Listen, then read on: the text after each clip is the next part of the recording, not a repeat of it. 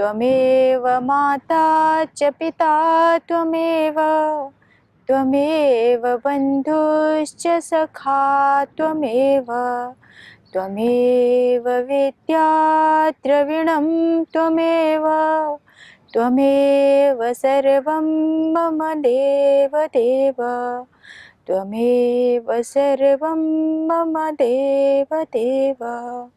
ओम श्री परमात्मने नमः। आज हम पुनः श्रीमद् भगवत महापुराण के माध्यम से चलते हैं उस कथा गंगा को सुनने के लिए, जहाँ पर श्री सुखदेव जी महाराज गंगा के तट पे राजा परीक्षित जी को कथा का रसास्वादन कराते हैं। हमने इससे पहले प्रसंग में देखा था कि यज्ञ की महिमा क्या है और यज्ञ के पश्चात कुछ दान पुण्य अवश्य करना चाहिए। तो नचिकेता का हम प्रसंग देख रहे थे कि उनके पिता ने किस तरह से दान किया गाय को, और नचिकेता देख रहे हैं कि उनके पिता जो दान कर रहे हैं वो श्रेष्ठ है या नहीं। तो जो भी वस्तु हम किसी को अर्पण करते हैं या देते हैं श्रद्धा से, वो उच्च कोटि की होनी चाहिए। वास्तव में दान क्या है?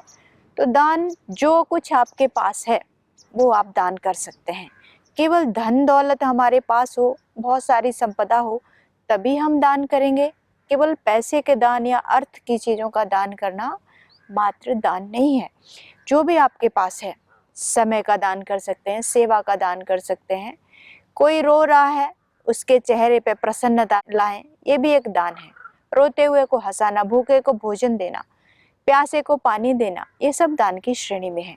तात्पर्य यही है कि जो आपके पास श्रेष्ठ वस्तु है, चाहे वो कुछ भी हो, जिसके द्वारा आप किसी का भला कर सकें, वो दान ही है, वो श्रेष्ठ दान कहलाएगा। वैसे बहुत सारे दानों की गणना की गई है, कन्यादान, अर्थदान, समय दान, जो आपके पास है। तो सबसे श्रेष्ठ बताया है उसमें अभय दान या ज्ञान का दान। कोई आपसे बहुत भयभीत है, आपके पास रहते हुए भी उसके अंदर प्रसन्नता नहीं है, हर वक्त भय का अंदर माहौल बना हुआ है, तो ये श्रेष्ठ दान नहीं कहलाएगा। आपके सानिध्य में जो भी आए वो एक अलग ही प्रसन्नता का, आनंद का अनुभूति हो, जिसे सारे प्रकार के भय जिसके दूर हो जाएं, वही सबसे श्रेष्ठ दान बताया गया है। यानी कोई दुखी है तो आप उसकी सेवा करके उसके दुख को दूर कर सकें, वो भी एक श्रेष्ठ दान है। तो भारत भूमि एक ऐसी भूमि है जहाँ आध्यात्मिक या दान पुण्य की विशेष महिमा है, तीर्थों की विशेष महिमा है। राजा परीक्षित जी जो कथा गंगा का श्रवण कर रहे हैं बैठ के, वहाँ पर राजा परीक्षित श्री सुखदेव जी महाराज के द्वारा जिस कथा का सुन रहे हैं, वो भी कहाँ है? गंगा के पवित्र घाट पर। यानी स्थान की एक महिमा होती है। हम किस स्थान पर बैठे हैं वो पवित्र है, स्वच्छ है, और वहाँ का जो रहने वाले लोग हैं उसका भी एक विशेष प्रभाव पड़ता है।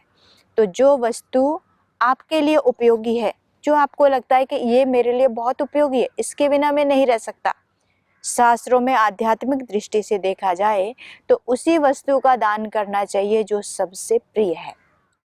तो दान की महिमा हम देख रहे हैं।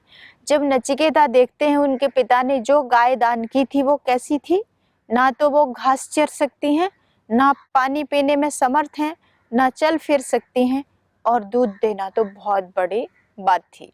जब ऐसी गाय को छोटे से बालक ने दान करते देखा, उससे रहा नहीं गया, वो बोल पड़ा। तो कहने का तात्पर्य यही है कि छोटा बच्चा भी समझता है कि किस चीज का दान करना चाहिए। और नचिकेता कोई साधारण बालक नहीं, ब्रह्मवेत्ता, भगवान के परम भक्त, ऐसा बालक अपने, वो भी ब्राह्मण कुल में। उनके पिता ने जो दान दी गाय, उसे देखकर वो बोल उठा कि पिता, जो आप दान कर रहे हो वो श्रेष्ठ दान नहीं है। जैसे हम नॉर्मल देखते ही हैं, आरती हो रही है, कहीं मंदिरों में गए, कहीं भी तीर्थ स्थल में, तो वहाँ पर हम कैसी वस्तु दान करेंगे? जो कहीं उपयोग आपके नहीं हो रही, और पैसा भी कौन सा चढ़ाएंगे? जो दुकान पे नहीं चल रहा है, फटी हालत में, जर्जर अवस्था में, उसको हम कहाँ डालते हैं? आरती की थाली में। नहीं, इसको श्रेष्ठ नहीं कहा है। भले ही आप थोड़ा कीजिए, लेकिन श्रेष्ठ हो, उच्च कोटि का हो। जिससे आपका हित नहीं हो सका, वो सामने वाले का क्या करेगा? तो दान से तात्पर्य है ऐसी वस्तु देना जिससे किसी का हित हो। तो यहाँ पर बताया भी है, सबसे श्रेष्ठ दान ज्ञान को कहा है या अभय दान कहा गया है, इस श्रेष्ठ दान की कोटि में है। कोई ऐसा है जो अपने बालक को नहीं शिक्षित कर सकता, और वर्तमान में देखा जाए तो स्थिति और भी ज़्यादा है। आजकल लोग धन कमाने के पीछे लालायित हैं। किसके हित में क्या है इससे उन्हें कोई मतलब नहीं। हमारे अपने हित की पहले रक्षा होनी चाहिए। लेकिन हमारे जो भारतीय संस्कृति है वहाँ पर अतिथि देवो भव, यानी अतिथि हमारे यहाँ आया उसे भगवान के रूप में उसकी सेवा करते। लेकिन वर्तमान में स्थिति देखी जाए तो बिल्कुल विपरीत है। तो यहाँ नचिकेता ने अपने पिता से यही कहा कि आप दान कर रहे हैं तो श्रेष्ठ दान कीजिए। लेकिन पिता बड़े क्रोधी, वो गुस्से में आ गए और बोले कि तुझे भी मैं दान करता हूँ मृत्यु को मुख में, यानी यमराज के। अब छोटा सा बालक, किसी बच्चे को कोई ऐसा शब्द बोला जाए जिसका उसको पता ही नहीं, बालक तो जिज्ञासु होता है। उसको जिज्ञासा हुई कि आखिर ये है कौन जिसको मुझे दान कर दिया। तो उसी की खोज के लिए वो निकल जाते हैं और यमराज के दर पे 3 दिन तक भूखे प्यासे बैठे रहते हैं, क्योंकि यम वहाँ पर थे ही नहीं। और जब वो आते हैं, उनसे मिलते हैं, उस बालक की निष्ठा को देख करके यमराज का हृदय भी पिघल जाता है और बोलते हैं कि जो आपको चाहिए वो मांग लीजिए।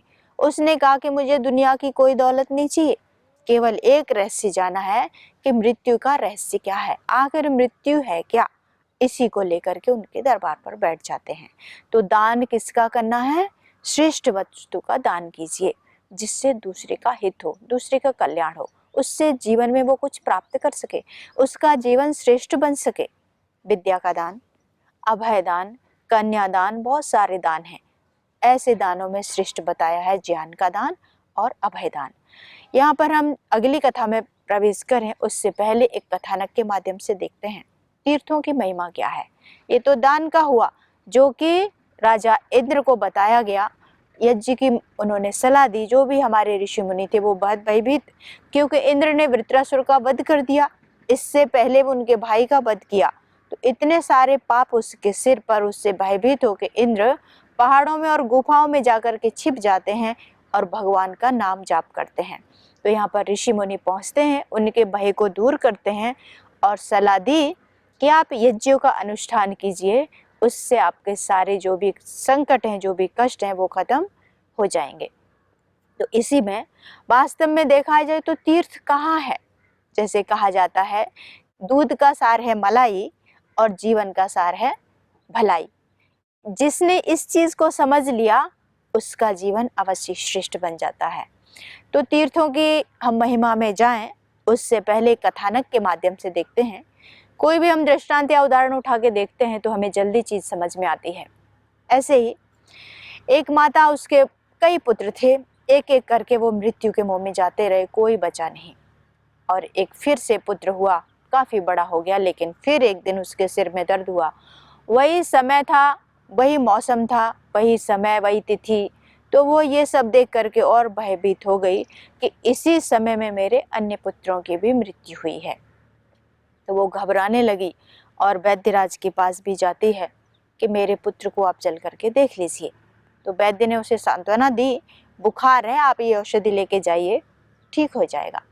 अब माँ तो माँ है, जिसने पहले अपने बच्चों की मृत्यु देखी हो, वो किससे उसके मन में हिम्मत आएगी? ऐसा देख करके वो भयभीत होती है, आती तो है दवाई लेके, लेकिन उसका बुखार नहीं उतरता है। तो तीर्थों की महिमा क्या है, इसको हम देख रहे हैं आज। जब उसने देखा कि बच्चा ठीक नहीं होता, पति को भी सूचना देती है, पति भी उसका पहुंच जाता है।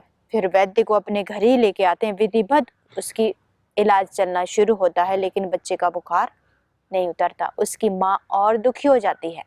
अब जिसका बालक सैया में पड़ा है बीमार और इससे पहले वो बहुत कष्ट झेल चुकी है, वो कितनी दुखी होती है। तो वैद्य जी बोलते हैं कि ये बुखार 21 दिन से पहले नहीं उतर सकता। उन्होंने जो दवाई दी कोई काम नहीं कर रही है। फिर उसकी माँ ने कहा कि 21 दिन तक नहीं उतर सकता तो आपकी दवाई किस काम की? वैद्य ने कहा आप धीरज रखिए, 21वें दिन आपका बच्चा ठीक हो गया तो इसको कोई संकट कभी नहीं आएगा। अब 21 दिन में तो 10 दिन और बाकी हैं। अब माँ तो माँ भयभीत थी, वो सभी छोड़ करके, कहा जाता है जो दवाई से बात नहीं बनती है वो दुआओं से बन जाती है। यानी श्रद्धा एक बड़ी चीज है। हमारे भारतीय संस्कृति में भी कोई भी कार्य किया जाए उससे पहले हम भगवान का चिंतन करते हैं, स्मरण करते हैं, दीप जलाते हैं, यज्ञ करते हैं, अनेक दान पुण्य, बहुत सारे कर्म कांड करते हैं।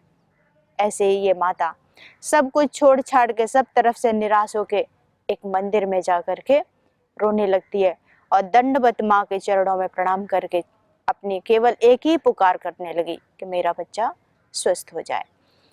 जो भी है, जिस भी आश्रम में है, उसी के अकॉर्डिंग हम मांगते हैं। भक्त होगा तो भगवान की भक्ति मांगेगा कि मुझे इस दुनिया का कुछ नहीं चाहिए तेरी भक्ति के सिवाय।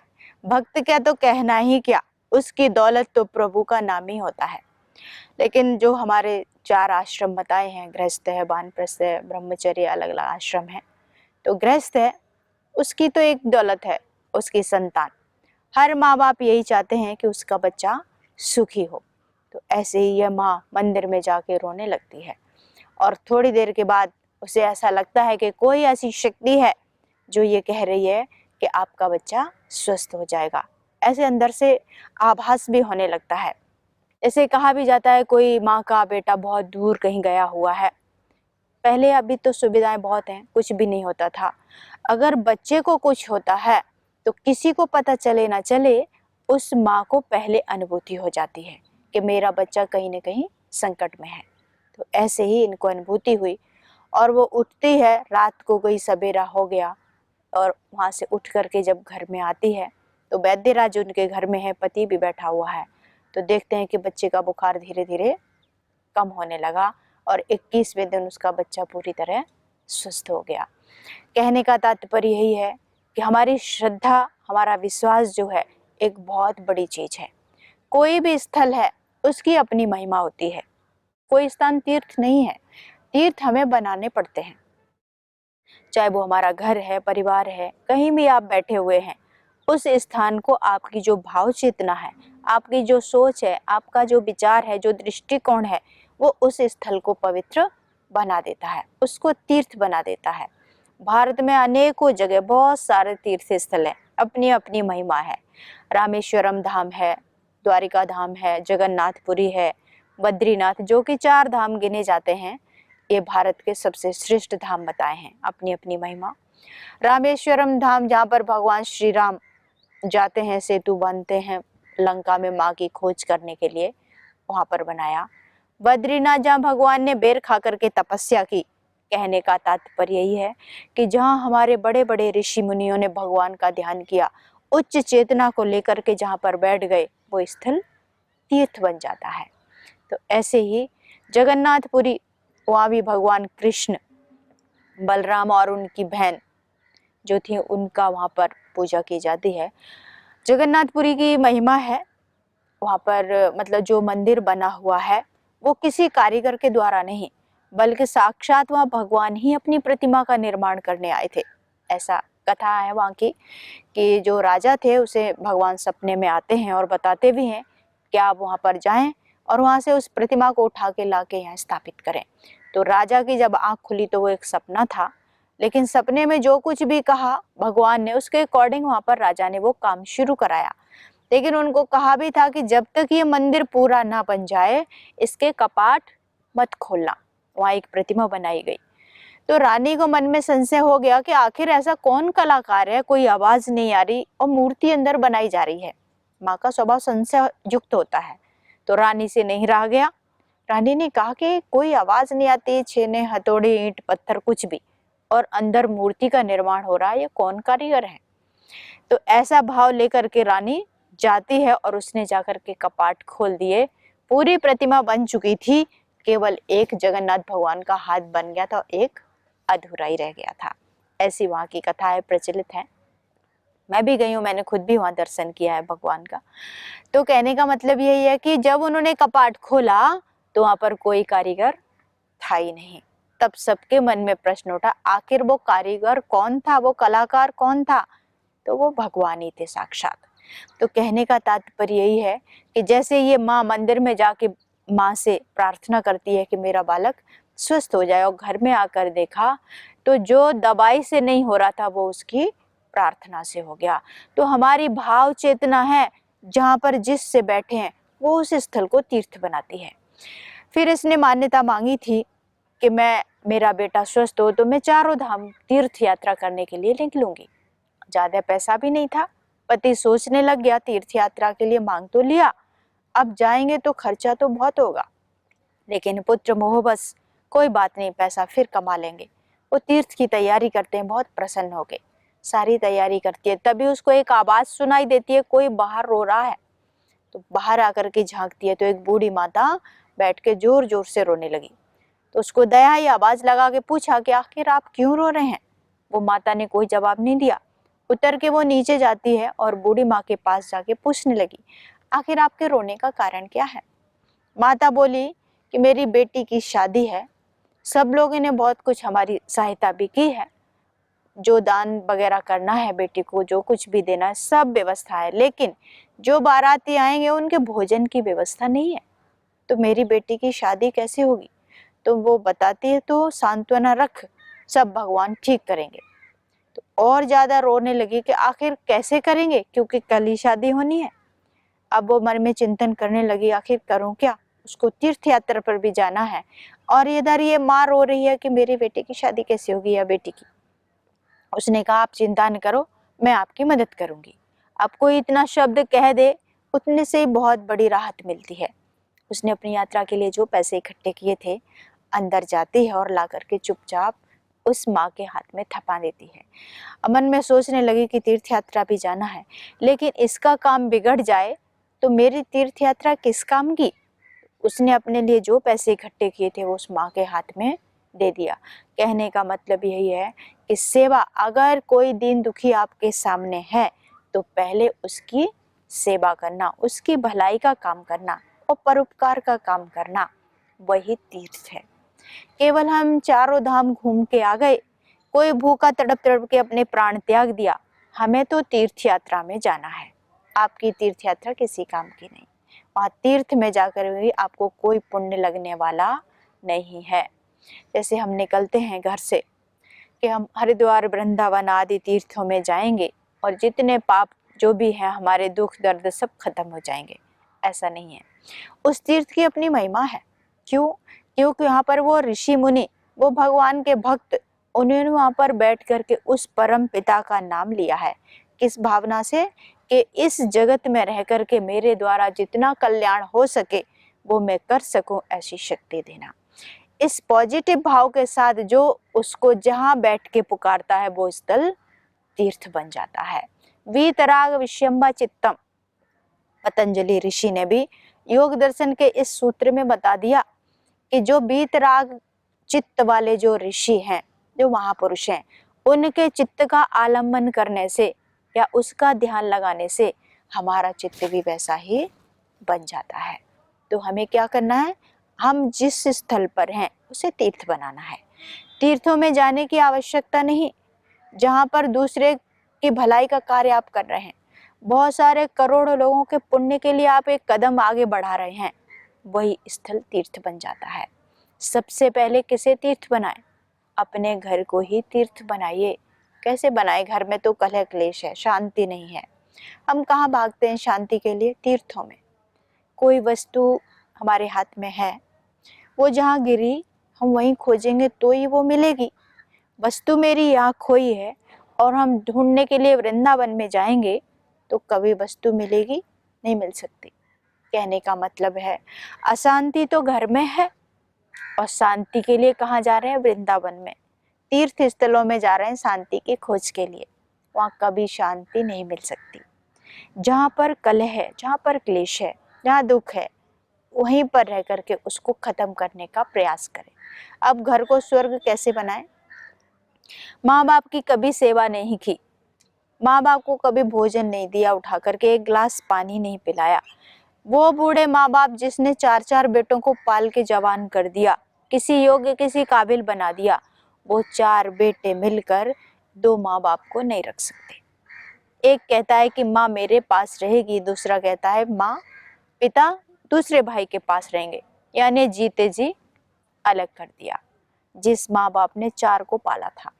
तो ऐसा घर कभी तीर्थ होगा? या ऐसे घर के लोग किसी पवित्र स्थल पे भी चले जाएं तो उन्हें कभी शांति की प्राप्ति नहीं हो सकती। जिसने माँ बाप की सेवा नहीं की वो कभी तीर्थों का लाभ उठा ही नहीं सकता। तो सबसे पहले अपने घर को तीर्थ बनाइए। माँ बाप की सेवा से बढ़कर कोई तीर्थ नहीं हो सकता। तो तीर्थ के लिए कहाँ जाए? वृंदावन जाए, काशी, मथुरा, हरिद्वार? नहीं, जहाँ पर आप बैठ गए उसी स्थल को हमें तीर्थ बनाना है। ऐसे ही महाभारत की एक कथा है, उसमें देखते हैं एक संत थे, बहुत सारे पशु पक्षियों से प्यार करते। एक दिन उनके मन में आया कि मैं चारों धाम की यात्रा करूंगा, क्योंकि जो ऋषि मुनि हैं, जो तपस्वी हैं, उनका तो जिस जगह पर जहां उनका कदम पड़ जाए वही तीर्थ बन जाता है। उनको तीर्थों की क्या आवश्यकता। लेकिन जैसे बद्री धाम है जहाँ भगवान ने साक्षात बैठ कर के आराधना की है, तो ऐसे स्थलों पर जा कर के जो तपस्वी हैं, जो भगवान के भक्त हैं, वो अपने जीवन को धन्य समझते हैं। ऐसा ही विचार करके वो महात्मा, जो 100 से अधिक पक्षी थे, उनके 100 पक्षियों को उन्होंने पाला। वनराज जहाँ वन में वो रहते थे, उनको दे करके पक्षी कि आप इनकी रक्षा करना मेरे वापस लौटने तक, जब तक मैं नहीं आऊंगा तब तक आप इन्हें सुरक्षित रखना, मैं आकर आपसे लूंगा। अब वन का राजा जो इतने लोगों को पाल रहा है, उन पक्षियों को भी पाल सकता था। उसने श्रद्धा से ले लिए उनके पक्षी और वो तीर्थ यात्रा के लिए चले गए महात्मा। अब काफी समय बीत गया और एक समय ऐसा आया कि वन में अकाल पड़ गया, कुछ भी खाने के लिए नहीं। अब भूखा व्यक्ति कुछ भी खाएगा, पत्तियां आदि कुछ होता तो फल फूल खा के पेट भरते, लेकिन अकाल पड़ा, सूखा पड़ गई, कुछ भी खाने के लिए नहीं। अब वो पक्षी एक एक करके सब पक्षियों को खा गए। अब वनराज प्रजा की रक्षा करें कि पक्षियों की रक्षा करें, ये उनके सामने संकट था। उनके सामने रहते रहते सब पक्षी खा गए।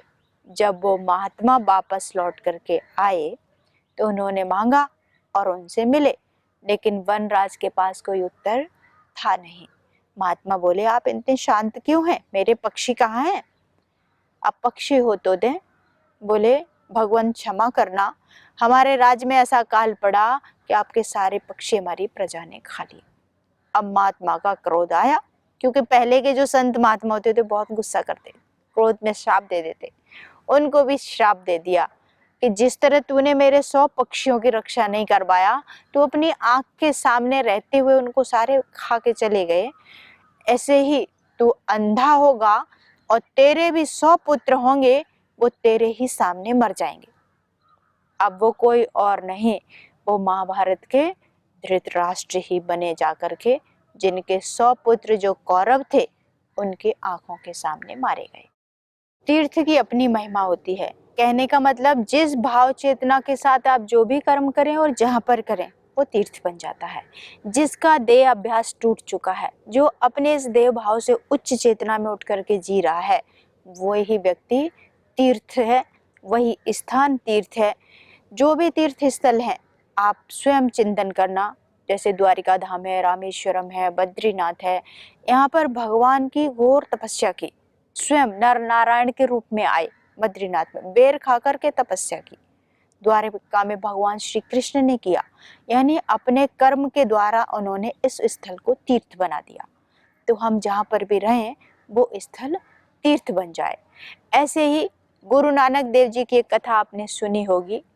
गुरु नानक जो बचपन से ही भगवान में लीन थे, परिवार में रहते तब भी वो भगवान का चिंतन ही करते रहते। अब माता पिता तो माता पिता, वो जैसे हैं वैसे अपनी संतान को बनाना चाहते हैं, कोई भी माँ बाप हो।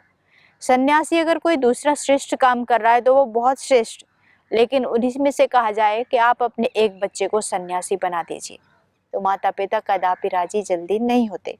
क्यों? क्योंकि अपने बच्चे के प्रति मोह है। ऐसे ही गुरु नानक देव जी, इनके माता पिता भी बड़े चिंतित, उन्हें अनेक कार्यों में भी लगाया, विवाह भी उनका कर दिया गया, फिर भी मन नहीं लगा, क्योंकि जिसकी लगन उस परमात्मा के साथ जुड़ गई उसके लिए संसार के सारे रस फीके पड़ जाते हैं। ऐसे ही गुरु नानक देव जी थे। पिता ने कहीं दुकान में भी भेज दिया, उनकी बेटी थी वहां भी भेजा, लेकिन उन्हें बंधन में नहीं बांध सके। दुकान में बैठे तो जो भी तराजू में तौल कर देते किसी ग्राहक को, 13 गिनती गिनते हुए जब पहुंचते तो 13 बोल के सारा वापस कर देते। सबको लुटा दिया उन्होंने, पूरी दुकान। माता पिता ने गुस्से में आके वहां से भी निकाल दिया। तो भगवान के जो भक्त हैं बड़े अद्भुत होते हैं, उनकी पहचान कहाँ बिरले होते हैं, बहुत अद्भुत। जैसे श्री सुखदेव जी महाराज जो कि राजा परीक्षित को कथा का श्रवण करा रहे हैं, अवधूत थे। भगवान के भक्त को पहचानना बहुत कठिन है, उनकी अवस्था इतनी श्रेष्ठ उच्च कोटि की होती है, वो साधारण व्यक्ति से भी बिल्कुल अलग स्थिति के होते हैं, कोई नहीं पहचान पाता। ऐसे ही गुरु नानक देव जी वन में निकल पड़े घूमते हुए। तो वन में जाकर के बैठ जाते हैं और थक गए तो लेट गए। उधर ही मस्जिद थी सामने, तो देखा उधर से एक मौलवी आ रहे हैं, बोलते हैं आपने मेरी मस्जिद की तरफ पैर क्यों किया। गुरु नानक देव जी ने कहा आप जिधर मस्जिद नहीं है उधर मेरे पैर रख दीजिए। मौलवी जी आए, उन्होंने उठाई दूसरी दिशा में रखा। थोड़ी देर खड़े होकर देखा तो उधर भी मस्जिद है। चारों दिशाओं में उनके पैरों को घुमा दिया, जहाँ घुमाया वहीं पर मस्जिद। कहने का तात्पर्य यही है कि भगवान के भक्त उच्च चेतना के साथ जिस स्थल पर बैठ गया वो स्थल तीर्थ बन जाता है। जैसे कि गुरु नानक देव जी, जिधर कदम उधर ही मस्जिद।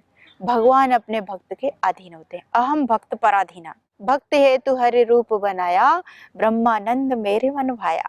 भगवान जिस भाव चेतना के साथ हम उसका चिंतन करते हैं उसी रूप में परमात्मा नजर हमें आता है। तो तीर्थ कहाँ है इसे हम अगले अंक में देखेंगे और भी विस्तार से। आज मैं यहीं पर इसको विराम देती हूँ। सभी को ओम। ओम शांति शांति शांति। ओम श्री गुरुभ्यो नमः।